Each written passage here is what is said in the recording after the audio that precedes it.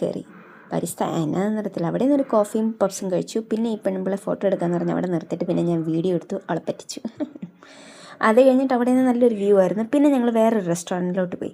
Top notch ആണോ? അല്ല, അവിടെ അല്ല പോകുന്നത്. ഓപ്പൺ ബിർള മൈൻസ് ആവശ്യമില്ല, ഞങ്ങൾ ഓൾറെഡി ഭയങ്കര മൈൻഡ് സെറ്റാണ്. പിന്നെ ഞങ്ങൾ പോയത് കോഫി ബേയിലാണ്. അവിടെ ചെന്നപ്പോഴത്തേക്കും ഈ പെണ്ണുമ്പിള്ളയ്ക്ക് അകത്തോട്ട് കയറിഞ്ഞിട്ട് ഭയങ്കര കുഴപ്പം പിള്ളേരിനകത്തോട്ട്. പിന്നെ ഞങ്ങൾ ഇപ്പുറത്തോട്ട് മാറി ഒരു കോഫിയൊക്കെ കുടിക്കാമെന്ന് തീരുമാനിച്ചു. പക്ഷേ ഞങ്ങൾ മേടിച്ചത് സ്റ്റീം മൊമോസും എൻ്റെ കൂടപ്പറപ്പായ ഫ്രഞ്ച് ഫ്രൈസും പിന്നെ വേറൊരു സാധനം, അതിൻ്റെ പേര് ഞങ്ങൾ പറയാൻ കുറേ സമയമെടുത്തു.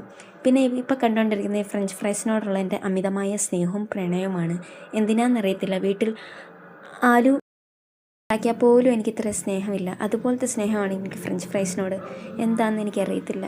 ഫ്രഞ്ച് ആയതുകൊണ്ടായിരിക്കും, എന്തെങ്കിലും ആയിക്കോട്ടെ. അപ്പം പിന്നെ ഈ ജ്യൂസിൻ്റെ പ്രത്യേകത എന്താണെന്ന് വെച്ചാൽ ഈ ജ്യൂസിൻ്റെ സ്ട്രോയിലകത്തെ കളർ ഫുള്ള് ആ വെള്ളത്തിനകത്ത് കലങ്ങിയിട്ടുണ്ടായിരുന്നു. എന്നിട്ടത് ഞാൻ കുടിച്ചിട്ട് മാറ്റി വെച്ചു, ലൈസ് ചെയ്തിട്ടുണ്ട്. അപ്പോൾ അതങ്ങനെ കഴിഞ്ഞു. എന്നിട്ട് ഞാനൊരു സൂപ്പ് കുടിച്ചു. ആ സൂപ്പിനാണെങ്കിൽ ഒരുമാതിരി ടേസ്റ്റ്, വായി വെച്ച് മൊത്തം ഉപ്പ്. എന്നിട്ടത് ഞാൻ കുറച്ച് എക്സ്പ്രഷൻ ഇട്ട് തിരിച്ച് ഞാൻ എൻ്റെ ഫ്രഞ്ച് ഫ്രൈസിലേക്ക് തിരിച്ചു വന്നു.